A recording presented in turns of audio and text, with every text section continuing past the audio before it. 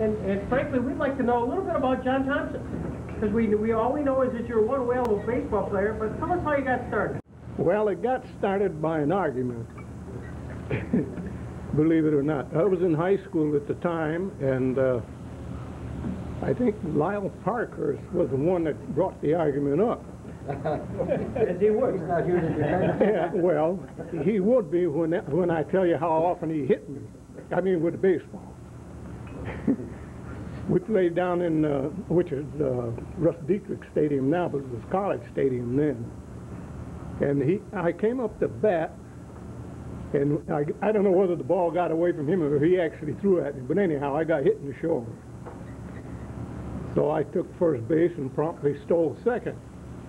And then when I came up again, he hit me again. So take my base. Sure enough, only I got hit on the left shoulder that time. He was wild as a March hare. But somewhere along the line, he learned how to pitch. And I never faced him in the pros, but I had a tryout with Olean, and I made the team, but Uncle Sam needed another soldier, and I got elected. But I played at Camp Lee, Fort Lee, in fact, and I was the only black on the team. The manager said, if you keep your hat on, we can keep you in the league. I looked at him, I said, you got to be kidding me. So I promptly walked away. And so he wasn't going to be outdone. So whenever the team played at Camp Lee, then I would play. But when they went away, I stayed on base. But I got smart and got overseas, and I played with the Flyers.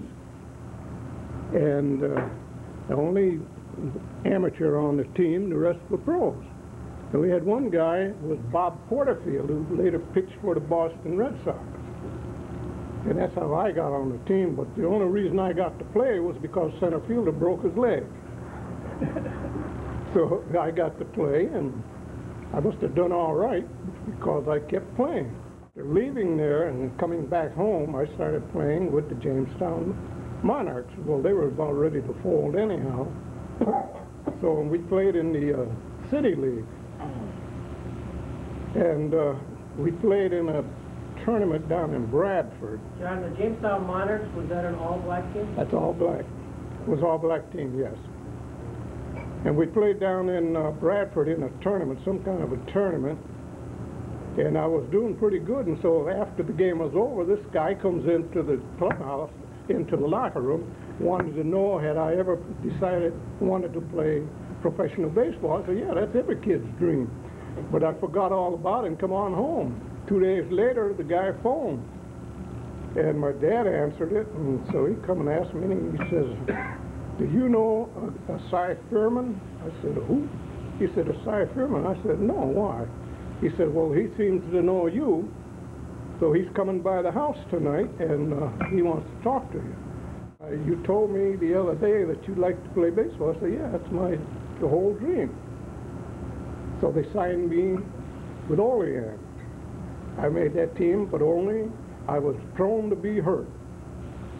And I was going in to second base in an exhibition game and blew my knee out, and that was the end of my pro career. They belonged to the Giants at the time. Dodgers took over after. Danny Carnavelli was the manager. And we had a lot of fun. But I was received. I had no problems. Yeah. The only problem I had was keeping my brother's mouth shut. Lord. Yeah. I played with Busket Nash here in the City League, at Cherry Creek in the county, in the Buffalo Evening News League, and that's where I quit. But in the meantime, I remember playing in an all-star game against the Homestead Grays, and Satchel Paige came in to pitch. I don't know whether I was in awe of him or what, but the ball looked like an aspirin tablet coming up there. And I never got the bat off my shoulder, and otherwise I struck out in 3 strikes.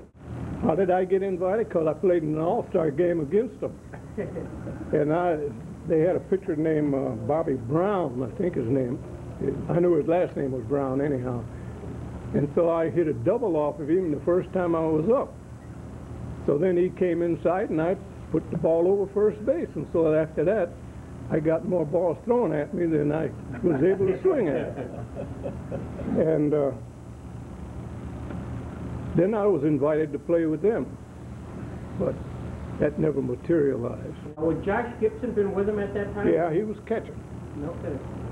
And I never forget a game they played there in Offerman Stadium in Buffalo. And he came over where I was sitting on the bench, and he said, "You see the flagpole out there?" And I said, "Yeah." He said, "Well, I'm going to hit it."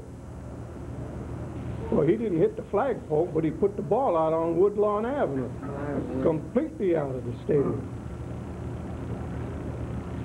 So you talked to Josh Gibson, and you actually had... Yeah. Was he a superstar to you? To me, yes. But more so than him was Howard Yesterling, who played third base. I remember when Jackie Robinson played with Kansas City Monarchs. And Roy Campanella and Don Newcomb pitched. They played for the Newark Eagles. And yeah, there's another guy, Don Newcomb. I faced him, and you talk about throwing a fastball.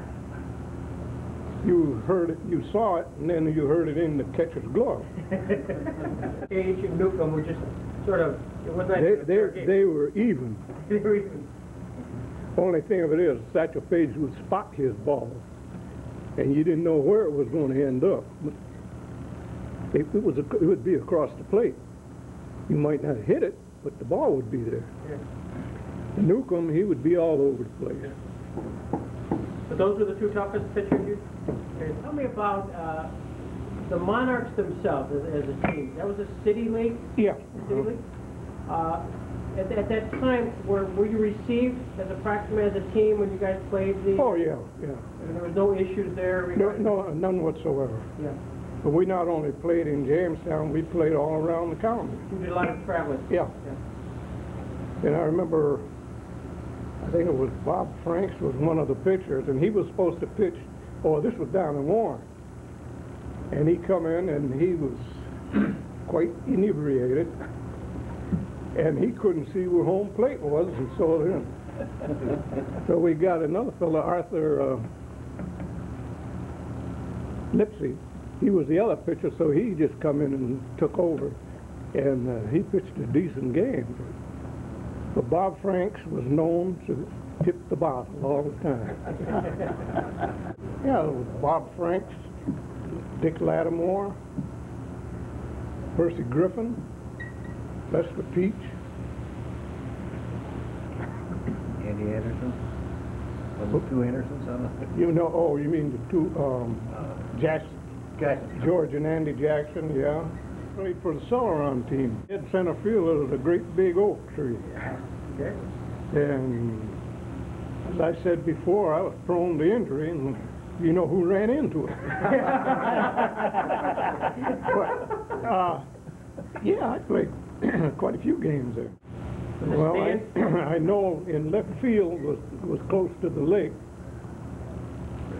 Dead center field was that big tree, and off to the right field was, what do you call it? Roller coaster. Roller coaster. Yeah. Stands were wooden, all wooden. Right down the right field line was the bathhouse. Yeah, but it was a lot of fun. And the last that I played, I think it was up in Westfield.